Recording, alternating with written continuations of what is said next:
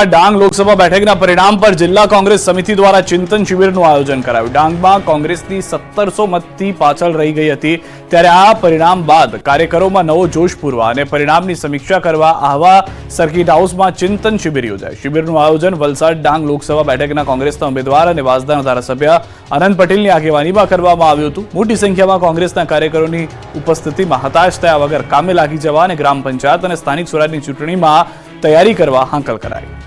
ચૂંટણી પરિણામની સમીક્ષા કરવા કોંગ્રેસની મળી બેઠક, સિનિયર નેતાઓને કામે લાગવા સૂચના. લોકસભા ચૂંટણીના પરિણામની સમીક્ષા કરવા માટે કોંગ્રેસની ચિંતન બેઠક મળી હતી. ગુજરાત કોંગ્રેસ પોલિટેકનિક અફેર્સની બેઠક અમદાવાદ કોંગ્રેસ કાર્યાલય ખાતે મળી. કોંગ્રેસ પ્રભારી મુકુલ વાસનિક અધ્યક્ષતામાં મળેલી બેઠકમાં આગામી કાર્યક્રમ અંગે ચર્ચા કરાઈ. તેમજ સિનિયર નેતાઓ માત્ર ચૂંટણી પૂરતા એક્ટિવ ન રહે, હંમેશા પ્રજા સમક્ષ રહે, પ્રજાના મુદ્દાઓ ઉઠાવવા જોઈએ. આગામી સમયમાં પ્રદેશ કક્ષા અને તાલુકા કક્ષાએ ટ્રેનિંગ કેમ્પનું આયોજન કરાશે. સંગઠન વધુ મજબૂત કરવા કામગીરી કોંગ્રેસ કરશે. રાજકોટ અગ્નિકાંડ, નીટ, ખેડૂત સહિતના મુદ્દા કોંગ્રેસ ઉઠાવશે તો કોંગ્રેસ પ્રદેશ પ્રભારી મુકુલ વાસનિકે સ્વીકાર્યું કે ગુજરાતના પરિણામો અમારી અપેક્ષા મુજબ નથી આવ્યા. ગુજરાતમાં કોંગ્રેસની ક્યાં ભૂલ રહી ગઈ છે તે અંગે સમીક્ષા કરીશું. અમે લોકોના વિશ્વાસ સંપાદિત કરવામાં સફળ નથી રહ્યા. જે રાજ્યના પરિણામ સારા આવ્યા નથી તે રાજ્યના નેતાઓ સાથે ખડગે અને રાહુલ ગાંધી બેઠક કરશે. તીર્થંકરની મૂર્તિ ખંડિત થવાનો મુદ્દો, પ્રતિમાના પુનઃસ્થાપનની માંગ સ્વીકાર બાદ પણ યથાવત જોવા મળી રહ્યું છે આંદોલન. જૈન સમાજના અગ્રણી દિનેશ શાહનું નિવેદન, અન્ય માંગણીઓ પૂર્ણ થયા પછી જ આંદોલન સમેટાશે. આવતીકાલે મળનારી બેઠકમાં લેવાશે નિર્ણય. પ્રતિમાઓ હટાવનાર જવાબદારો સામે કાર્યવાહીની માંગ. 500 વર્ષ જૂની મૂર્તિઓ તૂટતા જૈનો લાલઘુમ, પ્રતિમાઓને પુનઃસ્થાપિત કરવા સરકારનો આદેશ. પાવાગઢ મહાકાળી મંદિરના જૂના પગથિયાની બાજુમાં સ્થાપિત કરાયેલી 500 વર્ષ જૂની જૈનોના તીર્થંકર નેમિનાથની પ્રતિમાઓને પાવાગઢ મહાકાળી મંદિર ટ્રસ્ટ દ્વારા કાઢી લેવામાં આવતા સમગ્ર જૈન સમાજમાં તેના ઘેરા પ્રત્યાઘાત પડ્યા છે. શહેરમાં જૈન સમાજ લાલઘુમ થઈ ગયો છે. આ સમગ્ર ઘટનાની જાણ જૈન સમાજને થતા સુરતમાં મોટી સંખ્યામાં જૈન સમાજ એકત્ર થયો. સુરત જિલ્લા કલેક્ટર કચેરીએ સમસ્ત જૈન સમાજના ગુરુ ભગવંતો દ્વારા ધરણા પ્રદર્શન યોજી વિરોધ કરાયો. મોટી સંખ્યામાં જૈન સમાજના લોકો અને મુનિઓએ મોરચો કાઢીને ઉગ્ર સૂત્રોચ્ચાર કરી વિરોધ પ્રદર્શન કર્યું હતું. મૂર્તિ ખંડિત કરનારા તત્વો વિરુદ્ધ કડક કાર્યવાહી અને તીર્થ સ્થળની સલામતી અને સુરક્ષા જાળવવાની માંગ કરાઈ હતી. જૈન સમુદાયને સંબોધતા જૈનાચાર્યએ પાવાગઢ મંદિર ટ્રસ્ટના ટ્રસ્ટી અશોક પંડ્યા સામે નારાજગી જાહેર કરી હતી. જૈન સમાજના અગ્રણીઓએ આવેદનપત્ર આપ્યું હતું. સુરત, વડોદરા, પંચમહાલ સહિત ઠેર ઠેર આવેદનપત્રો પણ અપાયા છે. સમગ્ર મામલે પાવાગઢ ખાતે મોટી સંખ્યામાં જૈન સમાજના લોકો પહોંચ્યા. પાવાગઢમાં પણ વિરોધ વધતા જિલ્લા પોલીસ વડા પણ પાવાગઢ ખાતે દોડી આવ્યા હતા. જૈન સમાજના અગ્રણીઓની રજૂઆત અંગે યોગ્ય કામગીરી માટે ખાતરી આપવામાં આવી. પાવાગઢ મંદિરના ટ્રસ્ટીઓનો દાવો છે કે મૂર્તિઓ કોઈ પૂજામાં ન હતી. વર્ષોથી પગથિયા પર મૂર્તિઓ હતી, તોડફોડ નથી કરાઈ. મૂર્તિ કાઢતા સમયે ખંડિત થઈ હોવાનો દાવો કર્યો.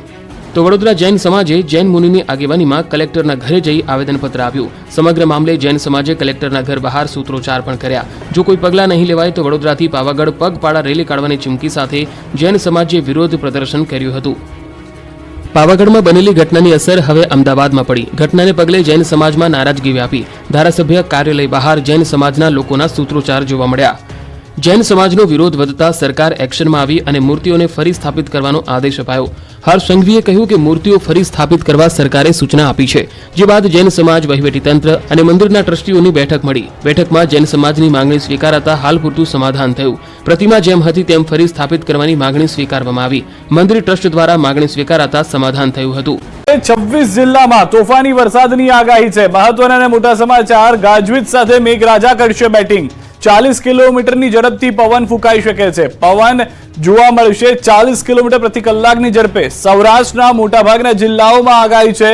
દક્ષિણ અને મધ્ય ગુજરાતના મોટાભાગના જિલ્લાઓમાં આગાહી કરવામાં આવી છે. કુલ 33 માંથી ગુજરાતના 26 જિલ્લાઓ કે જ્યાં આગળ ભારે પવન સાથે વરસાદ થશે. પવનની ગતિ જેવી તેવી નહીં, 40 કિલોમીટર પ્રતિ કલાકની હશે. એનો મતલબ સ્પષ્ટ છે કે ફરી એક વખત છાપરા ઉડી જાય તેવી પરિસ્થિતિ જોવા મળી શકે છે. આજ રાત સુધીમાં અનેક વિસ્તારમાં ભારે પવન સાથે વરસાદની આગાહી કરવામાં આવી છે. જાફરાબાદ દરિયા કિનારે પવન ફૂંકાયો. જાફરાબાદ દરિયામાં કરંટને કારણે ઊંચા મોજા પણ ઉછળ્યા હતા. ચોમાસાની શરૂઆતમાં જ દરિયામાં હળવો કરંટ પણ જોવા મળી રહ્યો છે. તો અનેક વિસ્તારોમાં તે પ્રમાણેની પરિસ્થિતિનું નિર્માણ થયું હોવાની જાણકારી છે. આપણે જણાવી દઈએ કે જાફરાબાદ, દ્વારકા સહિતના અનેક દરિયા કિનારાના ગુજરાતના એવા વિસ્તારો છે કે જ્યાં આગળ દરિયામાં કરંટ જોવા મળી રહ્યો છે. તમામ લોકોને વારંવાર એ જ અપીલ કરવામાં આવી રહી છે કે દરિયા કિનારે જતા પહેલા સાવચેત રહેવું. કેટલાક વિસ્તારોમાં પોલીસ બંદોબસ્ત પણ ગોઠવી દેવામાં આવ્યો હોવાની જાણકારી છે.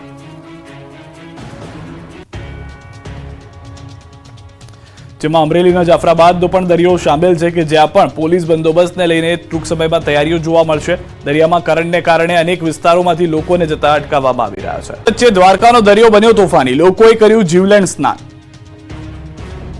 ઉછળતા મોજાના દ્રશ્યો છે દ્વારકાના દરિયાના. દ્વારકામાં ભારે વરસાદ અને આંધી વંટોળની અસર દરિયામાં પણ જોવા મળી રહી છે.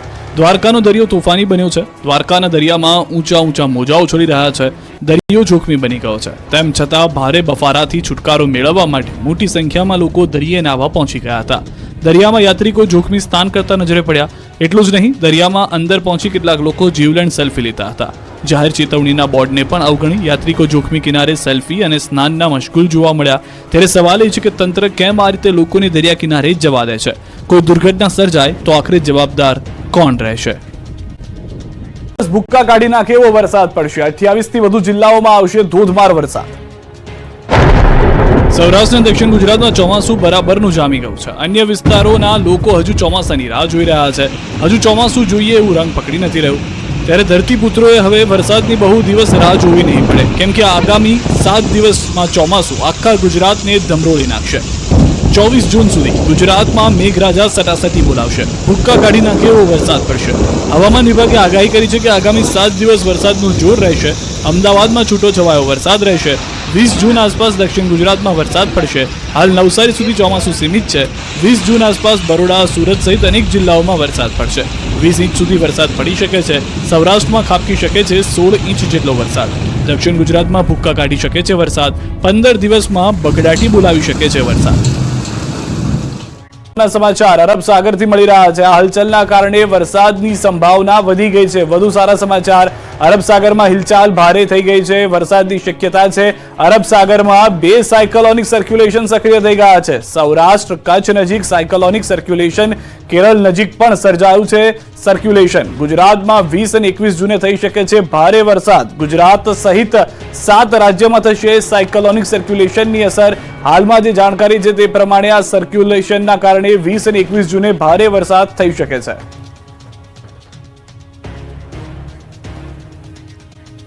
મેઘરાજા મહેરબાન, લાઠી અને બાબરા પંથકમાં મુશળધાર વરસાદ. લાઠીના હરસુરપુર અને ઉપરવાસમાં ધોધમાર વરસાદ. બાબરાના વાંદળિયા, લુણકી સહિતના ગામે ધોધમાર વરસાદ. લાઠીની ગાગડિયા નદીમાં પૂરની સ્થિતિ. પ્રથમ વરસાદે જ ગાગડિયા નદીમાં નવા નીર આવી ગયા છે. હરસુરપુરના ગામ નજીક જ ગાગડિયા નદી પરનો ડેમ છલકાઈ ગયો છે. સૌરાષ્ટ્રના અનેક એવા વિસ્તારો છે કે જ્યાં આગળ નદીઓમાં પૂર આવી ગયા છે. કેટલીક નદીઓ બે કાંઠે પણ થઈ ગઈ છે. અમરેલીના બાબરા શહેરમાં બપોર બાદ વરસાદની દમદાર બેટિંગ જોવા મળી રહી છે. ધોધમાર વરસાદ પડતા અમરાપરા વિસ્તારમાં ભરાયા છે વરસાદી પાણી. ધોધમાર વરસાદને કારણે રોડ પાણીમાં ગરકાવ થઈ ગયા છે. વરસાદ પડતા લોકોને ગરમીથી રાહત અનુભવાય છે. અનેક જગ્યાએ પૂર જેવી પરિસ્થિતિ તેવા માટે થઈ ગઈ છે, કારણ કે એક સાથે એટલો વરસાદ થઈ રહ્યો છે કે પાણીનો નિકાલ થઈ નથી શકતો અને તે દરમિયાન અનેક વિસ્તારોની અંદર જળજમાવ થઈ જાય છે. આ તરફ બોટાદની વાત કરીએ. ગઢડા શહેરમાં મેઘરાજાની એન્ટ્રી. ઢસા રોડ, બોટાદનો જાપો, ત્યારબાદ ઉગામેડી રોડ વિસ્તારમાં વરસાદ થયો છે. દિવસભરની ગરમી બાદ સાંજ પડતા વરસાદ જોવા મળ્યો. ઠંડક પ્રસરી ગઈ. વરસાદની રાહ જોતા ખેડૂતોમાં પણ આનંદ પ્રસરી ગયો છે, કારણ કે ચોમાસું આવી ગયાની જાણ ખેડૂતોને થઈ, પરંતુ વરસાદ તેઓ નહોતો આવી રહ્યો, જે હવે જોવા મળી રહ્યો છે. બોટાદના દ્રશ્યો. ગઢડા શહેરમાં મેઘરાજાની એન્ટ્રીના કારણે અનેક વિસ્તારોમાં જળજમાવ જોવા મળ્યો. ગ્રામ્ય વિસ્તારની અંદર ખેડૂતો ખુશખુશાલ હતા. સૌથી વધારે મહત્વની વાત, વાવણી લાયક વરસાદથી ખેડૂતોમાં ખુશીની લાગણી જોવા મળી રહી છે. કેટલાક વિસ્તારો એવા છે કે જ્યાં આગળ ભારે પવન સાથે પણ વરસાદ થઈ રહ્યો છે. તો ભાવનગર જિલ્લામાં પણ સતત ત્રીજા દિવસે વરસાદી માહોલ. ગારિયાધારના ગ્રામ્ય વિસ્તારોમાં ધોધમાર વરસાદ. 5 ટોબરા, માનવિલાસ, મોટી વાવડી, સુખપરમાં વરસાદ. સુરનગર, ચોમલ, માનગઢ, વેળાવદર, વિરડીમાં પણ વરસાદ.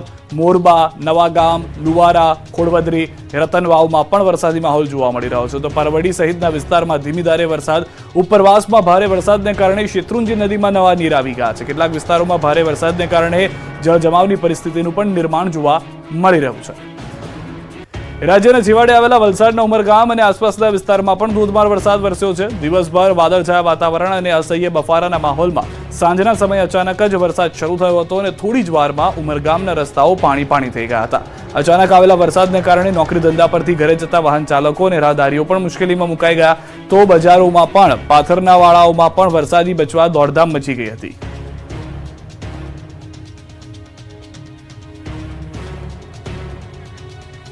તો દ્રશ્યો આપ જોઈ રહ્યા છો, જે રીતે દક્ષિણ ગુજરાત હોય, સૌરાષ્ટ્ર હોય, મધ્ય ગુજરાત, તમામ વિસ્તારની અંદર વરસાદ જોવા મળી રહ્યો છે. ઉમરગામ અને આસપાસના વિસ્તારમાં પણ તે પ્રમાણેની પરિસ્થિતિનું નિર્માણ થઈ ગયું છે. અનેક એવા વિસ્તારો છે કે જ્યાં આગળ ભારે વરસાદને કારણે જળજમાવની પરિસ્થિતિનું પણ નિર્માણ થઈ ગયેલું જોવા મળી રહ્યું છે. ચોમાસાએ કરી જમાવટ. ગોંડલથી લઈને ગીર સોમનાથ સુધી વરસાદની સટાસટી. ગોંડલમાં સતત ચોથા દિવસે વરસાદે ધમાકેદાર એન્ટ્રી કરી છે. ગોંડલ અને ગામડાઓમાં સવારથી જ વરસાદે જમાવટ કરી. ગોંડલના દેરડી, કુંભાજી, સુલતાનપુર, ધુળેશ્રિયા, કમઢિયા સહિતના ગામડાઓમાં કડાકા ભડાકા સાથે વરસાદ પડતા રોડ પાણી થયા. ગ્રામ્ય વિસ્તારમાં 1.5 ઇંચથી વધુ વરસાદ ખાબકતા ખેતરોમાં પાણી ભરાઈ ગયા હતા. ભારે બફારા બાદ મેઘરાજાએ સટાસટી બોલાવતા ખેડૂતો ખુશ થયા. તો વલસાડ જિલ્લામાં વરસાદી માહોલ જોવા મળ્યો. ધરમપુર અને કપરાડા તાલુકામાં ભારે વરસાદથી નદીઓ ગાંડીતુર બની. કપરાડાના શિલધા નજીકથી પસાર થતી ચવેચા નદીમાં પણ નવા નીર આવ્યા હતા. પ્રથમ વરસાદમાં જ નદીના પાણી થોડા સમય સુધી કોઝવે પરથી પસાર થતા જોવા મળ્યા હતા. આ બાજુ ગીર સોમનાથ વિસ્તારમાં પણ વરસાદે ધમાકેદાર એન્ટ્રી મારી છે. વેરાવળમાં ભારે વરસાદના કારણે લોકોને બફારાથી છુટકારો મળ્યો છે. આ બાજુ ધોરાજીમાં પણ મેહુલિયાએ ધબધબાટી બોલાવી. ધોરાજીમાં અસહ્ય ઉકળાટ બાદ વરસાદ તૂટી પડતા ધરતીપુત્રો ખુશ થઈ ગયા. સારા સમાચાર છે. અમરેલી પંથકમાં વરસાદ થયો છે. સૌરાષ્ટ્રની અંદર અનેક વિસ્તારોમાં વરસાદ હજી પણ યથાવત રહેશે તેવી પરિસ્થિતિ. સૌરાષ્ટ્રમાં જામી ગયું છે ચોમાસું. એમાં પણ અમરેલી અને ભાવનગર પંથકમાં વરસાદ સટાસટી બોલાવા લાગ્યો છે. ત્યારે અમરેલીના લાઠી શહેર અને ગામડાઓમાં ભારે વરસાદ પડ્યો. સતત ચોથા દિવસે સુસવાટા મારતા પવન સાથે તોફાની વરસાદ પડ્યો. બપોર બાદ અચાનક વાવણી લાયક વરસાદથી ખેડૂતોમાં ખુશીની લહેર છવાઈ. કડાકા ભડાકા સાથે વરસાદના આ દ્રશ્યો છે સાવરકુંડલા, લાઠી અને લીલિયાના. અમરેલીના ગ્રામ્ય પંથકમાં ધીમી ધારે વરસાદ શરૂ થયો. વીજળીના કડાકા ભડાકા સાથે સાવરકુંડલા બાદ લાઠી, લીલિયામાં વરસાદ ખાબકતા ગામડાઓમાં રોડ પર પાણી વહેતા થઈ ગયા. આ બાજુ ભાવનગર જિલ્લામાં પણ મેઘરાજાએ મંડાણ કર્યા. પાલીતાણા પંથકમાં મેઘરાજાએ સટાસટી બોલાવી. ઘેટી, દુધાળા, નાનીમાળ, કંજરડા, આદપુર, સેજડિયા, ખીજડડિયા, મોખડકા, માલપરા, ભારાકિંબા, મઢડા સહિતના પંથકમાં વરસાદથી ખેડૂતો ખુશખુશાલ થઈ ગયા. રાજકોટ પંથકમાં પણ સતત ચોથા દિવસે વરસાદે બેટિંગ કરી. ન્યારા સહિતના ગામોમાં વરસાદ જામ્યો. રાજકોટમાં સતત ચોથા દિવસે વરસાદથી વાતાવરણમાં ઠંડક ફેલાઈ. તો ડાંગમાં પણ વરસાદે જમાવટ કરી. આહવા, વઘઈ સહિતના વિસ્તારોમાં ધનાધન વરસાદ પડ્યો. વરસાદને કારણે ખેતરોમાં વાવેલ પાકને નવજીવન મળ્યું. વરસાદી માહોલમાં ડાંગનું આહલાદક વાતાવરણ જોવા મળ્યું. તો રાજપીપળામાં મેઘરાજા મહેરબાન થયા. વરસાદી માહોલથી ખેતરો તરબોળ બન્યા. ખેડૂતોમાં ખુશીની લહેર જોવા મળી. વાવણી માટે રાહ જોતા ખેડૂતોને આશા બંધાઈ.